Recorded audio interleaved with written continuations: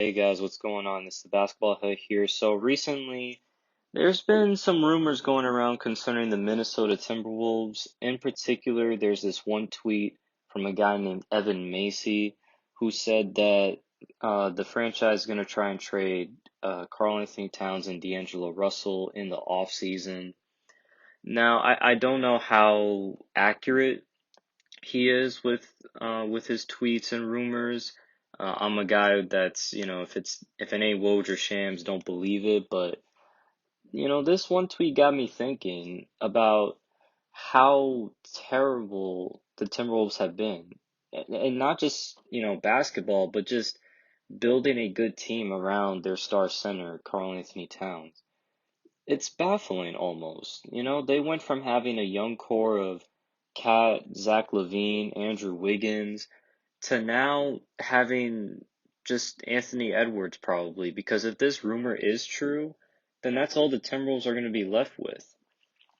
It's shocking, really. So today I want to tell a story of how the Timberwolves, one of the worst franchises in the NBA, screwed up their future. How they went from having one of the brightest young cores to now just having little to no future at all. So without further ado, let's get into it. With the first pick in the 2015 NBA Draft, the Minnesota Timberwolves select Karl Anthony Towns from the University of Kentucky. And this, ladies and gentlemen, is where our story begins. Because with the number one overall pick, the Timberwolves selected Karl Anthony Towns, and this was a no-brainer. Cat was the perfect embodiment of a modern-day big man. He could space the floor at a high level, could work in the paint. It was perfect for the modern game. And with this selection, he ends up joining Zach LaVine and Andrew Wiggins as part of the Timberwolves' young core. So now we're going to be moving on to the 2015-2016 season, because not really much happened in the 2015 offseason, unless you want to count the Timberwolves signing Kevin Garnett, but he was more so into his twilight years. So anyways, moving on. Now enter the 2015-2016 season, or Cat's rookie year, basically. The Timberwolves managed to finish the season at a 29-53 record, which placed them 13th in the Western Conference, so nowhere near the playoffs, but if you look at what they did, it's pretty dang impressive. They weren't a really good defensive team with a rating of 110.1, which placed them 28th in the NBA, but offensively, they were incredible. They had a 106.5, which landed them 12th in the league. Yeah, it's not top 10, but it's still pretty impressive for this young of a team. Also, Cat managed to win Rookie of the Year. He averaged 18 and 10. And in fact, we look at it now, we can see what everyone averaged. Wiggins averaged about 20, and Zach LaVine averaged around like 14. So regardless, this Timberwolves team had a very, very bright future. You had a perfect embodiment of a modern-day center in Cat. You had a potential superstar in Andrew Wiggins, and a great third option in Zach LaVine. That's perfect, honestly. As long as you get the right pieces surrounding these guys, they're going to be great in the future. Now, moving on from the 2015-2016 season, we head into the 2016 offseason, where the Timberwolves fired their previous head coach. I forgot who it was, but the more important thing is they hired Tom Thibodeau as the new head coach. And also, because the Timberwolves placed 13th in the West, that got them the 5th pick in the draft, which they used to select point guard Chris Dunn. Now, Chris Dunn looked really good in college. If you look at his last season, he averaged around 16, 5, and 5, which, I mean, who wouldn't take that? He looked like a perfectly well-rounded player. Good on defense, good on offense. But, if you look at it now, he picked him over guys like Jamal Murray, Domantas Sabonis, Pascal Siakam, all guys who could really have done a lot for the Timberwolves, for sure. Especially maybe Jamal Murray. Like, imagine a Jamal Murray, Zach LaVine backcourt, or a Domantas Sabonis, Karl Anthony Towns frontcourt. That would be pretty cool, honestly. I would love to see that. And so now we're moving on to the 2016-2017 season, where they finished with a record of 31-51. hold 2 games won than last season. It still placed them 13th in the West, and it's pretty evident why. Their offense was spectacular at a 110.8, which placed them 10th in the league, but their defense was atrocious at a 112, which placed them 27th in the NBA. Cat had his breakout year as a superstar. He averaged 25 and 12 and looked like he could be the next big thing in the NBA. Zach LaVine also had a breakout year as well, averaging around 19 a game. And Andrew Wiggins averaged around 23-24 points per game, living up to his nickname, the Maple Jordan, in a way. And now as for Chris Dunn, he averaged 4 points, 2 assists, 2 rebounds. Yikes. That was not a good pick right there. He was good defensively, I think, but offensively he was virtually useless. But regardless of his terrible rookie year, one constant remained. The Timberwolves had a very bright future. I mean, you had 3 guys who could be all-star caliber players, 2 of them who could be superstars with Wiggins and Karl Anthony Towns, and it seemed like nothing could stop this team, right? And then came the 2017 offseason. Now, this offseason was mainly known for having all-star, superstar players being traded to different teams left and right.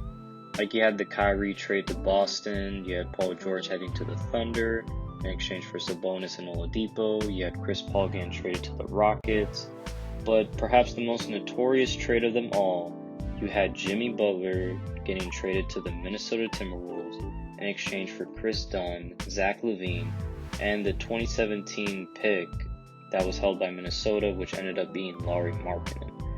And this was the trade where everything fell apart. Now, in hindsight, this trade looked like a win for Minnesota, right?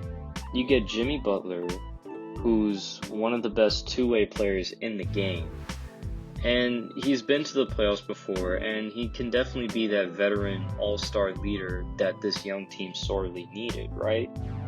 Well, not quite exactly, but we'll get into that later on.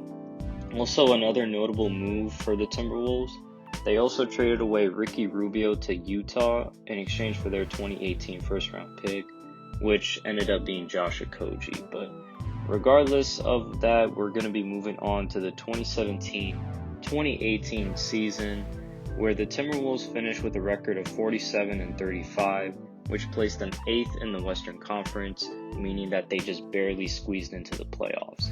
Now, the Timberwolves' offense was at an all-time high this season. They had an offensive rating of 113.4, which placed them 4th in the NBA, but their defense was still garbage at a 111.1, which placed them 27th in the league.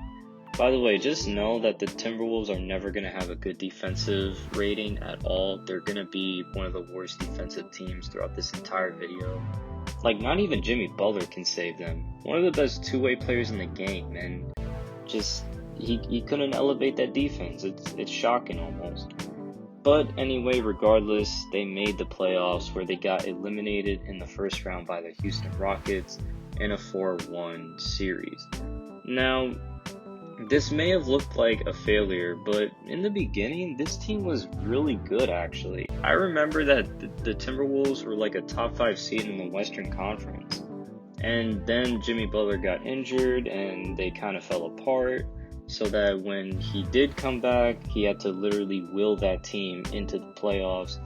And I think it even came down to the last game of the season against the Nuggets, where, the Timberwolves still pulled away. But man, it was that close. Like, that's actually insane. But regardless of that, they got eliminated in the first round. No one really did much in the playoffs in that series. No one really carried or anything like that. Everyone just played poorly respectively. I think Jimmy choked, Cat choked a little, Andrew Wiggins was non-existent. The team was just a failure, and well, I guess you could say this is the last straw, and this is where everything just falls apart for the Timberwolves. From here on out, there's no more bright future or playoff contenders or contenders at all. There's just going to be darkness in Minnesota.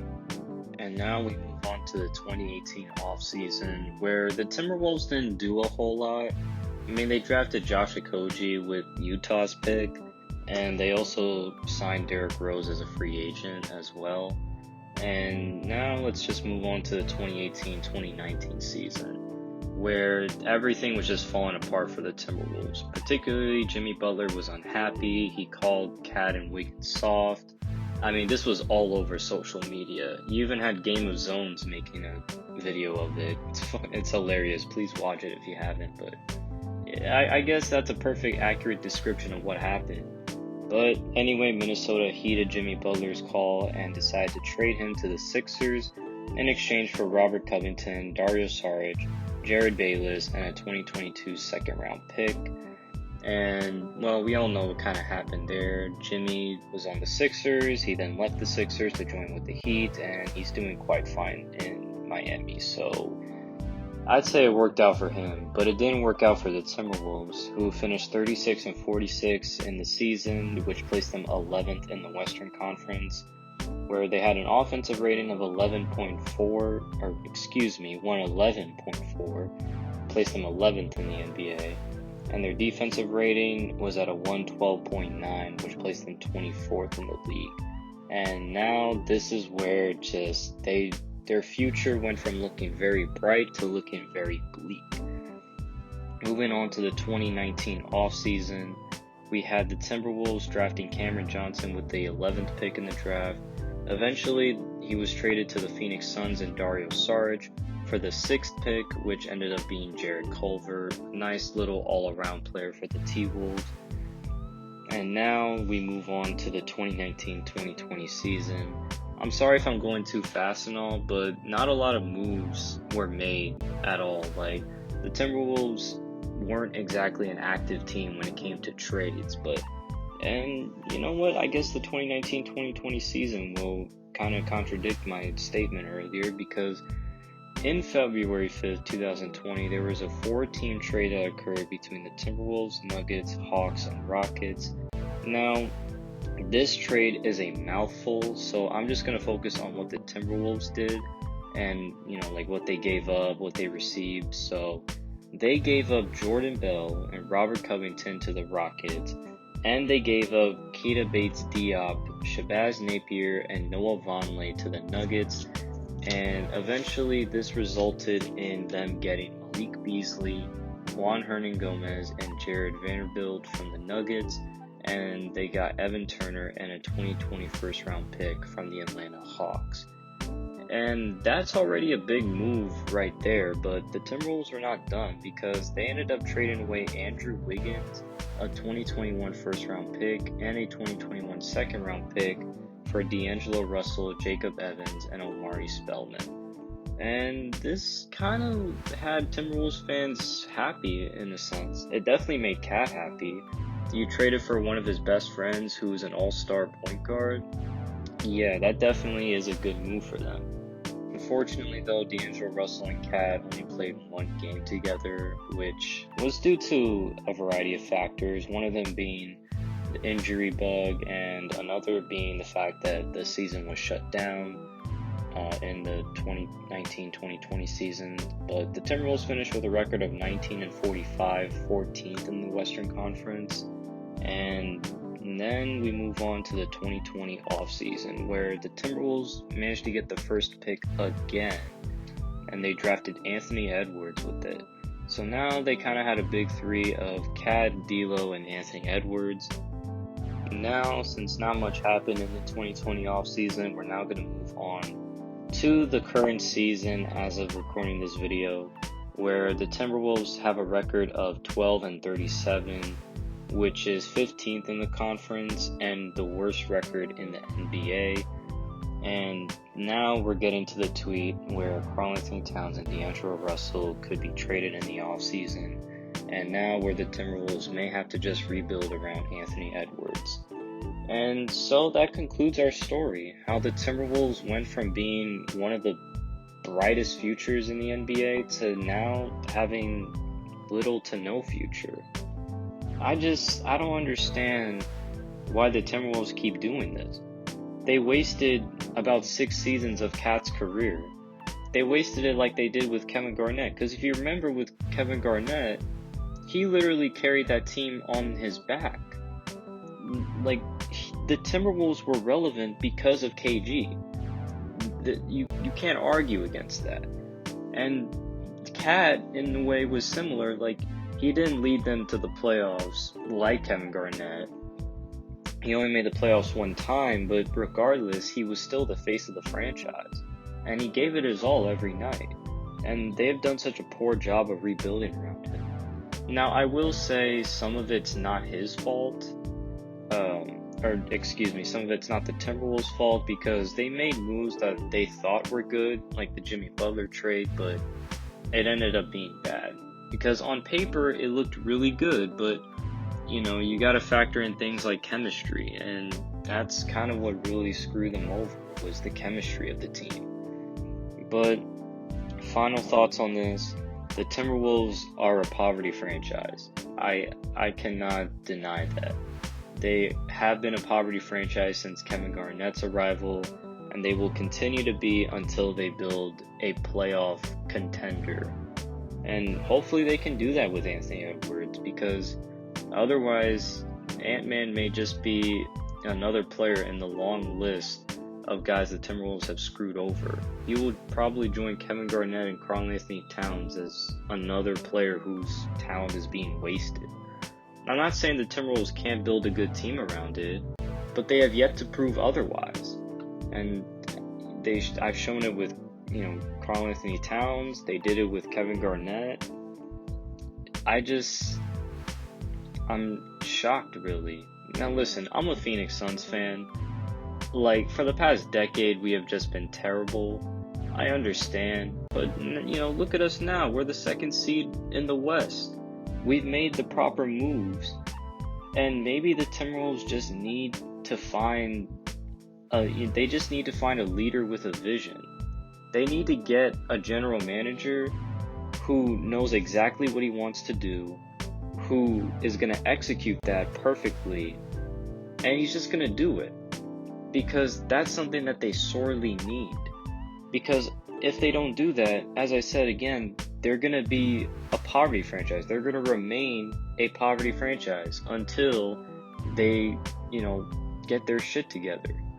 But anyway, regardless of that, that's the whole story of how the Timberwolves turned from one of the brightest teams in the NBA to now having little to no future. And that's all for the video, folks. If you enjoyed it, make sure to like and subscribe. And, just comment down below what you think the Timberwolves need to do to rebuild around Anthony Edwards. And also maybe comment down what team do you think Cat and D'Lo will go to, I think it'll be interesting to see what the Timberwolves can get from Cat and D'Lo. They could probably be like the Thunder and get a lot of first round picks, and some young players as well, or they could be like the Rockets and, screw it up. But hopefully, for the sake of Timberwolves fans, I hope your franchise does, get their shit together. I hope they, make the right moves, because damn, you guys need to catch a break for sure. But anyway, thank you for watching, and I'll see you guys in the next video. Bye bye.